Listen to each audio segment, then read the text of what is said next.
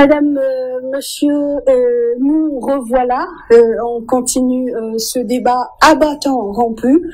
J'ai toujours autour de cette table monsieur Rahmani, ancien officier supérieur et président du Front des Forces Vives.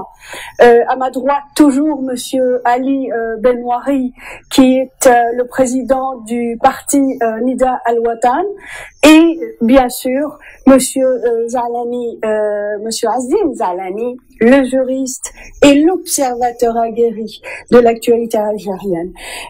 Monsieur Rahmani, au nom de votre parti, qui n'est pas agréé, vous allez me dire pourquoi, hein, donc je le disais au début de la première partie de cette émission, pourquoi il n'a pas été agréé, est-ce que vous avez demandé justement un agrément ou pas, mais au nom de votre parti, vous avez rédigé un courrier que vous avez appelé lettre de dénonciation et que vous avez envoyé à la communauté internationale. De quoi il s'agit? D'abord, je tiens à préciser que nous n'avons jamais demandé d'agrément à une administration que dont nous ne reconnaissons pas la légalité. Donc nous, on ne reconnaît pas l'État actuel en Algérie, ni la gouvernance, ni la présidence, ni les institutions. Pour nous, c'est une administration complètement fantôme, pirate, usurpée. Donc on ne demandera pas, puisqu'on ne le reconnaît pas. On ne reconnaît même pas notre constitution, donc on ne reconnaît rien du tout. On est pour une transition, une nouvelle constituante. Déjà à la base. Maintenant, oui, effectivement, c'est que nous, avec la lettre de dénonciation, on a voulu lever le voile sur une hypocrisie internationale. Toutes les puissances, tous les États du monde savent que l'Algérie est gouvernée par des usurpateurs. Vu que le soi-disant président élu démocratiquement en 2014 n'existe pas depuis réellement l'attaque qu'il a eue en 2013. Donc, si des États ou des sociétés ou des multinationales signent des contrats, des conventions et des accords avec, disons, une autorité qui n'est pas légitime, ça veut dire quoi? Ça veut dire qu'ils sont complices d'une usurpation du pouvoir, qui sont complices d'une spoliation d'un peuple, qui sont complices. Et s'ils sont complices, c'est que ce n'est pas normal. Il faut lever le voile sur ça. Et surtout, d'une situation illégale ne peut n'être un droit. Et ça, c'est un article international reconnu partout et par tous les pays du monde. Maintenant, cette lettre de dénonciation, c'est de dire tout simplement, ce n'est pas une nouvelle en soi, mais c'est une action de mettre en évidence. Écoutez, arrêtez de cautionner ces mafieux, ces bandits, que stop. Et si vous continuez à cautionner ces gens-là, eh bien, tout Algérien qui viendra en Occident, il faut lui donner l'asile politique, il faut le régulariser, il faut le soutenir, parce que vous en êtes la cause. Les gens qui meurent, c'est parce que l'Occident cautionne ce pouvoir criminel. C'est pourquoi les enfants d'Algérie prennent le bateau. Comme vous avez dit dans la première partie, il y a des gens qui ont l'intention de se suicider. Je suis désolé, madame. De renoncer à la nationalité algérienne. Les gens se suicident déjà. Déjà, je vais vous dire un terme. Peut-être que vous nous avez interdit de parler en arabe. Moi, je ne trouverai pas une traduction. Maintenant, n'importe quel jeune Algérien, vous lui posez la question, il vous dit tout simplement. Maintenant, vous essayez de traduire ça. Moi, je n'ai pas la traduction exacte de ce terme. Les gens, ils ne croient plus en Algérie. Ils ne croient plus, ils n'ont plus d'espoir en Algérie. Vous n'avez qu'à examiner la société des jeunes au niveau des stades, comment ils s'expriment, au niveau des blogueurs, tout ça. C'est pas un pays. Maintenant, tout simplement. Il faut dire à l'Occident, stop, stop, stop, stop. C'est pas pour des intérêts de 2 francs 3 sous que vous allez cautionner un génocide en Algérie. Et quand je dis génocide, même s'il y a des gens qui vont dire, attention, génocide, c'est un grand terme, je dis non. On a fait un calcul des statistiques relevées de la presse nationale. Il y a 400 000 morts par année en Algérie au minimum. Et la cause, c'est la mauvaise gestion et la non-gouvernance réelle en Algérie. Les accidents de la circulation, en grande partie, c'est les pièces défectueuses qui sont importées sans aucun contrôle. Les cas de cancer qui sont en augmentation alarmante, c'est par rapport aux pesticides. Les hôpitaux ne jouent plus leur rôle. Les gens qui meurent un peu partout. Là maintenant, on voit une prolifération de ce qu'on appelle la mort subite de l'adulte, qui, sur le plan scientifique, c'est pas normal. Celle du bébé, on connaît, mais de l'adulte, elle est rarissime. Chez nous, c'est devenu monnaie courante. C'est un génocide. Maintenant, tuer quelqu'un avec une balle sur place, ou l'empoisonner avec des pesticides pendant 20 ans, et on va hériter d'un jeune handicapé qu'on ne pourra pas gérer après, c'est un génocide. C'est un meurtre, c'est un crime. C'est un crime. Ils sont en train de tuer l'Algérie. Maintenant, l'Occident ne doit pas cautionner ça. Monsieur Rahmani, laissez-moi ouvrir une toute petite parenthèse. Vous avez dit à l'instant que je vous ai interdit de vous exprimer en langue arabe. Ça n'est pas cela. Vous connaissez les nôtres. Au lieu d'écouter ce grand débat, ils vont dire « Ah, Laila Haddad n'aime pas la langue arabe ». Ça n'est pas du tout le cas. C'est une émission en français. C'est justement par respect aux téléspectateurs francophones qui ne comprennent pas l'arabe que j'aime bien faire un grand débat en langue française, et la prochaine fois, ce sera un grand débat en langue arabe, et je vous interdirai de parler en français. On continue, la parenthèse est fermée. Monsieur Ali Benouari, vous avez été candidat à la candidature de la présidentielle de 2014. On vous a pas laissé aller plus avant. Vous avez néanmoins acquis une expérience extraordinaire. Si vous devez envoyer un message à Monsieur Guédéry, qui est comme ils disent, un novice en politique, mais peut-être que c'était un politicien ou un homme politique dans l'ombre ou je ne sais sous quelle formule, que diriez-vous à Monsieur Ali Guédéry? Je le plaindrai d'abord parce que pour les difficultés qu'il doit vivre en ce moment même, pour avoir les signatures, les parrainages, sachant que l'administration, souvent instruite par le pouvoir, refuse de légaliser les signatures. Je l'ai vécu. Mais ça, on n'y peut rien. C'est une contrainte qu'il va devoir faire avec. Mais en même temps, s'il veut se faciliter les choses, il faut qu'il discute avec un maximum de courants politiques, comme je le disais tout à l'heure, qui peuvent lui apporter leur soutien dans la collecte des signatures. Et pour négocier avec les forces politiques, il faut avoir un programme cohérent, complet. J'ai la chance, en m'étant porté candidat en 2014, j'ai la chance d'avoir rédigé un programme. Je crois que c'était le premier cas du genre, un programme cohérent, complet, qui abordait à la fois les chapitres, les volets institutionnels et politiques, dont je disais qu'ils étaient les sous-bassements, n'est-ce pas, les fondations d'une nouvelle maison à construire.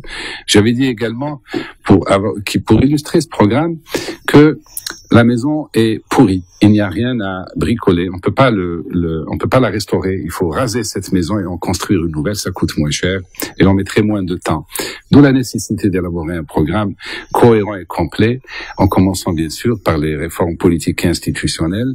J'avais dit également une monnaie saine. Donc c'est ce que j'ai appelé la réforme monétaire et fiscale, d'une très très grande ampleur, parce que sans monnaie dans laquelle les Algériens ont confiance, on ne peut rien construire. C'est quoi un peu le sang qui irrigue le tissu humain? La monnaie, irrigue le tissu économique. Il faut qu'elle soit saine, sinon ça devient un produit toxique. Et enfin, avec ces deux conditions, des réformes sectorielles, parce que tous les secteurs du pays sont à réformer. Ce sont ce qu'on appelle, c'est l'ensemble de ces trois étages qui constituent ce qu'on appelle communément les réformes structurelles. N'est-ce pas? Environnement politique, juridique, financier, économique. La justice, n'est-ce pas? Au niveau de la campagne proprement. Alors, la campagne, donc ça c'est au niveau de la campagne, c'est cela. La campagne, c'est un programme, c'est négocier avec des forces, des courants politiques, parce que vous ne pouvez pas vous adresser à tous les Algériens en 1 ou 2 ou 3 mois. Ce n'est pas possible. Parce que les médias... Vous êtes en plein consultation? Oui, j'espère. Les médias appartiennent au pouvoir.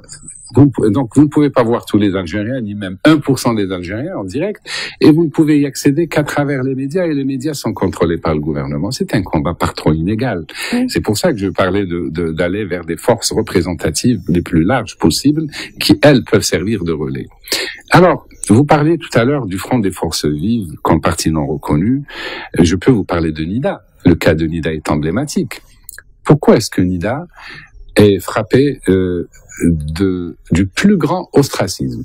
Je rappelle que NIDA est le seul parti en Algérie qui était prêt à déposer sa demande d'agrément, mais qui s'est heurté à un mur, puisque le ministère de l'Intérieur a reçu comme instruction de ne jamais accepter le dossier venant de M. Benouali de Nida Al-Watan.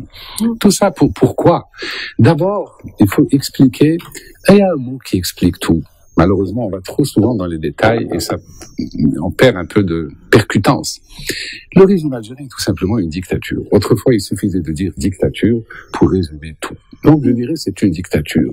Et une dictature ne peut pas tolérer des voix différentes, des voix d'opposants radicaux, parce que je me considère, mais ils le savent, je suis un opposant radical comme Liès et d'autres. Et donc, cette opposition radicale m'a amené, et c'est vraiment bien ce que pertinent, je relève la pertinence de ce que vient de dire Monsieur Rahmani. Moi, dès avril 2014, j'avais fait ce que Liès Rahmani vient de faire. J'ai commis 3 lettres ouvertes. En fait, une seule lettre ouverte, mais adressée à 3 instances. Le secrétaire général des Nations Unies, donc les Nations Unies, M. Ban Ki-moon, le président de la Commission européenne, M. José Manuel Barroso, à l'époque, oui, et aujourd'hui, M. Jean-Claude Juncker. Voilà, et Obama, qui était le président des États-Unis. Vu le poids des États-Unis dans le monde. Que disais-je dans cette lettre qui m'a valu tant de problèmes, y compris sur le plan personnel et familial, y compris l'ostracisme, le non-agrément de NIDA, ce traitement absolument particulier, la modification de la Constitution. J'ai toujours eu beaucoup de pudeur à en parler, mais l'alinéa qu'ils ont rajouté à l'article 73 et l'article 51, c'est pour m'interdire, comme à l'époque, Houphouët-Boigny avait fait pour empêcher Alassane Ouattara de se présenter, le fameux critère d'ivoirité, puisqu'il ne lui reconnaissait pas son ivoirité, et finalement il a pu triompher et il est aujourd'hui président de la République de Côte d'Ivoire. Eh bien, ils ont voulu m'ostraciser et me faire la même chose. Cette lettre, disais-je, il est très important de la rappeler. Et j'avais dit à l'époque, cette lettre, je ne l'écris pas pour aujourd'hui, je l'écris pour le futur. Et que disait cette lettre? J'ai été attaqué. On a cherché. Benouali demande à l'OTAN que l'OTAN bombarde l'Algérie. Quelle honte! Ils n'ont pas eu honte de dire une chose comme ça. Je disais exactement ce que vient de dire M. Rahmani. Je disais, je m'adressais aux grandes puissances et je leur disais, comme je me suis adressé à l'armée directement à Gaïd Salah, vous dites que vous ne voulez pas vous ingérer dans les affaires algériennes, hypocrites. Vous vous ingérez tous les jours de manière active et passive, aussi bien l'état-major de l'armée algérienne que les grandes puissances, en reconnaissant le dirigeant issu de la fraude. N'est-ce pas un soutien actif et direct à la dictature contre toutes les valeurs que ces pays défendent? Alors je dis, vous ne reconnaissez pas, s'il vous plaît, le dirigeant issu de la fraude. Les candidats, tels que moi, seront chargés, auront l'obligation de documenter la fraude. Et si nous amenons la preuve qu'il y a eu fraude, alors vous devriez en tenir compte, rengainer les lettres de félicitations que vous avez déjà préparées probablement, puisque quelques minutes après l'élection, on s'empresse de reconnaître le dirigeant issu de la fraude. Je disais, voyez-vous, si vous avez peur que les intégristes prennent le pouvoir, parce que le pouvoir leur dit c'est nous, ou les islamistes, je vous le dis, depuis janvier 1992, les Algériens sont devenus plus sages. Ils ont appris de leurs problèmes. Faites-nous confiance. Nous ne rééditerons pas les mêmes erreurs que nous avions faites à l'époque. Chacun a fait un pas vers l'autre et demain sera différent d'hier. Nous avons confiance en nous-mêmes. Donc, ceci pour les rassurer, je l'avais dit. Et j'avais dit donc, au contraire, en soutenant les dirigeants issus de la fraude, vous poussez nos peuples au désespoir et à la guerre civile, et à partir de là, une fois qu'ils sont poussés au désespoir par votre faute, et qu'il s'engage dans une guerre civile, alors vous en profitez pour intervenir, soi-disant pour protéger vos minorités, vos ressortissants ou les minorités en danger. Et cette lettre est toujours d'actualité. Donc j'adresse un message à toutes les grandes puissances, pas seulement occidentales. N'oubliez pas que la Russie aussi, la Chine soutiennent cet État, cette dictature. Arrêtez, s'il vous plaît, parce que votre intérêt à long terme n'est pas de provoquer l'effondrement de l'Algérie, parce que par votre comportement, l'Algérie est en train de s'effondrer, et quand elle se sera effondrée, sans espoir de redressement, alors vous allez le payer d'une manière ou d'une autre. Voilà en gros ce que je disais. Voilà ce que je dis toujours. Et à l'armée et à la défense, et pardonne-moi Lila de prendre encore juste quelques secondes, à l'armée aussi, Gaïd Salah qui dit l'armée ne fait pas de politique et nous interdisons aux retraités de l'armée de faire de la politique. Mais soyons sérieux, je lui disais mon général, tous les jours vous faites de la politique à la place des politiques. Vous usurpez tous les jours le rôle des politiques. Vous interdisez à l'opposition de faire de l'opposition politique et vous, en tant que militaire chargé de défendre les institutions du pays, vous faites exactement le contraire. Vous violez les institutions et la constitution du pays en apportant tout votre soutien au dictateur qui a déjà violé la Constitution à plusieurs reprises, dont en 2008. S'il avait un brin d'honneur, il devrait écouter les politiques et réellement être neutre et je dirais, comme pour les grandes puissances, retirer l'appui, que si l'armée retire son appui au dictateur, c'est exactement comme si les grandes puissances retirent leur appui au dictateur. Je reviendrai vers vous, ne vous inquiétez pas. Tout au long de votre intervention, vous regardiez Monsieur Rahmani, il va certainement vouloir réagir. Je vais vous donner la parole dans un instant, mais j'aimerais bien faire réagir Monsieur Azim Zalani par rapport à la famille Bouteflika. C'est une famille en fait qui fait la pluie et le beau temps, mais au nom de quoi? Moi, je suis persuadé, pas simplement par des convictions ou par des analyses, mais aussi par des faits concrets. Peut-être je n'ai pas cité le nom, mais enfin, il y a quelque chose d'évident qui s'est produit déjà en 2000-2001 avec les chefs du gouvernement, où Saïd Bouteflika partait dans le bureau des chefs de gouvernement de l'époque, prenez la ligne de souveraineté pour interpeller. Et ça, c'est un témoignage que j'apporte et c'est un témoignage véridique. Parce qu'un chef de gouvernement s'est plaint à moi-même en me disant, regarde, qu'est-ce qu'il fait? Il rentre dans mon bureau, Saïd Bouteflika, il prend la ligne de souveraineté. Donc, je vous reprends.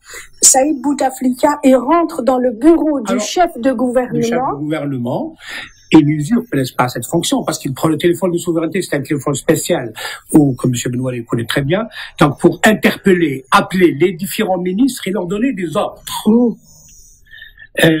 Ça, c'était déjà lors de la première, du premier mandat de Bouteflika. On va dire des noms, hein, là. Oui. À ce moment-là, Ben Bitour et Sou Ali Ben Flis. Très bien. Voilà, si vous voulez que je dise des noms, je peux citer. Monsieur Ali Ben Flis, ils sont tous les deux vivants. Moi-même, à cette période-là, en me disant, je suis horrifié.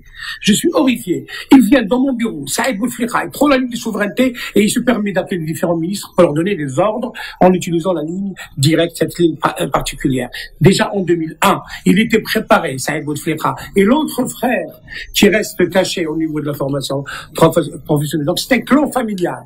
Et je considère, moi, que Bouteflika, dès le départ, avait l'intention, c'est mon avis, d'instaurer un genre de pouvoir quasi monarchique, et donc de positionner Saïd et l'autre frère, rappelez-moi son nom, et le clan familial. Donc c'est un clan familial qui gouverne l'Algérie, avec la complicité, bien entendu, de certains officiers supérieurs de l'armée algérienne. Il faut bien le rapporter, qui n'est pas très clair. Gaïd Salah devait être viré. Après, il a été récupéré, et c'est pour ça qu'on voit maintenant son sorte d'allégeance béate vis-à-vis de Bouteflika parce qu'il l'a sauvé du clan Ammari et compagnie qui devait le faire partir à la retraite. Et il devient quelque part hyper reconnaissant. Mais il faut être reconnaissant à la patrie avant d'être reconnaissant à Bouteflika. S'il a un jour ou l'autre, il a été indulgent avec lui et qu'il l'a pas mis à la retraite. Il faudrait que son sens patriotique, que lui qui est un patriote, lui qui est un moudjahid, contrairement à ce qu'on annonce. Mais ce moudjahid-là, s'il a une fibre patriotique, et je suis certain qu'il doit l'avoir, nous l'interpellons en tant que cela, en tant qu'ancien soldat, ancien combattant, ancien moudjahid, d'arrêter la saignée de l'Algérie faite par le clan Bouteflika. Voilà ce que je voulais dire, et j'ai peut-être dit un peu trop. Quant à en deux mots sur l'Europe, oui, il faut interpeller l'Europe, il faut interpeller la France, le plus rapidement possible pour leur dire, vous risquez plus tard la population, n'est-ce pas, l'opinion publique, les partis, particulièrement français, parce que les Américains sont très loin, mais la vague migratoire, pas seulement migratoire, parce que sachez que il y a plus d'1,5 million d'Algériens qui portent la nationalité française en Algérie et qui risquent du jour au lendemain de venir avec leurs valises et ils n'ont pas besoin de visa. Et leur famille. Et donc, il pourrait y avoir entre 1 et 2 millions d'Algériens qui viendront s'installer légalement en France, sans parler de la masse des réfugiés qui risquent de submerger. Et ça, là aussi, c'est un concept de sécurité qui peut, compte tenu de la situation en Europe. Donc, je m'adresse à l'opinion publique, pas aux politiques, parce qu'ils le savent, et ils jouent avec le feu, et ils aident leurs financiers. L'opinion publique française, les partis politiques, quant au danger de l'effondrement de l'Algérie. Je voudrais m'arrêter là pour permettre à nos amis de s'exprimer plus amplement. Et aux Gilets jaunes aussi. Monsieur Rahmani, vous alliez réagir. Tout à l'heure, je vous donne l'occasion de réagir aux propos de Monsieur Benouari. En fait, j'ai pas de réaction particulière dans le propos de M. Benouari parce que, disons qu'on est sur la même longueur d'onde. J'étais au courant de la lettre qu'il avait faite à l'époque. Oui. Et disons qu'on se rejoint dans le même esprit. En fait, même s'il n'y a pas de réaction directe par rapport à cette lettre, mais on leur a dit demain, sur la base d'un changement de gouvernance en Algérie, je dis bien de gouvernance parce qu'on ne sait pas ce qui va se passer réellement, changement de gouvernance, on pourra réellement frapper de nullité n'importe quel contrat, n'importe quelle convention, parce qu'elle a été signée de manière illégale par un pouvoir illégitime et illégal, avec un président complètement absent et mort-vivant. Maintenant, quant à la déstabilisation de l'Algérie, moi je voudrais attirer l'attention de l'Occident sur un fait. C'est pas attirer l'attention, c'est toujours lever le voile, parce que peut-être ils sont beaucoup plus au courant que moi. Du moment qu'ils ont des forces militaires engagées au Sahel, si jamais l'Algérie est déstabilisée, avec, disons, notre capacité, la capacité de l'armée algérienne, même à livrer à elle-même, je vous assure que les pertes humaines des pays occidentaux engagés au Sahel seront multipliées par 1000. Oui. Et la situation sera infernale. Mais moi, j'ai envie qu'on clôture cette émission avec une note positive. Donnons un peu d'espoir aux jeunes Algériens, qu'on sait que 70%, 70% d'Algériens ont moins de 30 ans. J'ai envie que vous leur donnez un peu de rêve, un peu d'espoir. Je vais vous laisser dire un mot. Et puis, on passera à M. Zalani, M. Benouari, avant de clore ce premier grand débat consacré aux élections présidentielles de 2019. Monsieur Rahmani, allez-y. Une note d'espoir. La note d'espoir, elle est toute simple. Moi, ce que je dis, et je vise pas toute la jeunesse algérienne, je vise principalement la jeunesse qui peut être réellement active politiquement. Je vise les universitaires, principalement les universitaires. Cette jeunesse-là doit défendre son droit à l'espoir. Cette jeunesse universitaire doit tirer vers le haut les autres. Plus que ça, elle doit se rebeller, elle doit exiger son droit à une vie meilleure, à un espoir, à des lendemains meilleurs. C'est aux universitaires, comme on le dit, à une époque on disait de nos montagnes, la voix des libres s'est élevée. Là je dis de nos universités, la voix des libres doit s'élever. L'espoir, Madame Leïla, on l'achète pas dans une supérette. L'espoir, on crée notre espoir. Il faut avoir l'espoir. Et quand on a l'espoir, on lutte. Et quand on lutte, on gagne en général. Et j'aimerais envoyer un message clair. Pour l'instant, je ne soutiens personne, comme je le dis. Je parle pas de ce qu'on appelle la sympathie d'esprit et de programme. Mais moi, quand je vois la situation de M. Rderi, en cas où le truc là, il se présente aussi. Quel truc? La personne de Bouteflika, oui. Enfin, la secte. Ah, la secte qui se présente, en fait, parce que Bouteflika est mort. C'est la secte qui se présente. Moi, j'ai un truc qui m'est revenu, que j'ai vu, c'est l'histoire de Jesse Owens. Ah. Pendant les Jeux olympiques de 1939 ou 36 à Berlin. Jesse Owens avait tout le stade contre lui, avait tous les arbitres contre lui, mais il était tellement puissant et confiant, et il a eu la sympathie de l'Allemand, son concurrent, qui a eu l'idée de mettre une serviette blanche à peu près 70 cm de la ligne de départ. Et là, il a sauté et le monde était témoin qu'il a pulvérisé le record et qu'il a sauté bien avant la ligne. Donc, il a damé le pion à tout un stade, à tout ce qui s'ensuit en utilisant une idée très simple. Vous êtes en train de dire que Ali Ghederi peut damer les pions à la secte. On passe à monsieur Zalami. Oui, je ne me suis pas du tout exprimé à propos de monsieur Ghederi, mais moi personnellement, toute candidature allant dans un sens positif, elle est très bonne. Et il y a aussi une alerte concernant la lièvritude, n'est-ce pas, cette manière de servir un candidat qui n'en est pas. Donc, je reste quand même un petit peu inquiet. Je suis sûr que monsieur Benoît est d'accord avec vous. Je ne sais pas, je termine là-dessus. Je voudrais simplement dire que c'est une étape. Quel que soit le résultat de ces élections, quel que soit l'élu, le travail, comme l'a souligné M. Bonouari, est très difficile pour les années à venir. Malgré cela, et je suis sûr qu'en cas de changement concret, la jeunesse algérienne va reprendre son souffle, reprendre son optimisme. D'accord. M. Bonouari, un dernier mot. L'espoir, j'aimerais bien trouver des motifs d'espoir et les délivrer au peuple. Mais, comme disait M. Rahmani, j'ai beau regarder dans toutes les directions. Je le vois comme Churchill, en 1940, quand ils ont été le chercher pour sauver l'Angleterre, qu'une chose à promettre, des larmes et de la sueur. Lui, il disait des larmes et du sang. Mais j'espère qu'on n'aura pas de sang, mais beaucoup de larmes, beaucoup de sueur attendent les Algériens s'ils veulent sauver leur pays et se sauver eux-mêmes. Je vous remercie tous les trois. Je remercie aussi les personnes qui vont nous suivre. C'est un premier grand débat. Spontané mais sincère. Je vous retrouve, j'espère, la semaine prochaine et nous ferons aussi des débats en langue arabe. À très bientôt. Au revoir.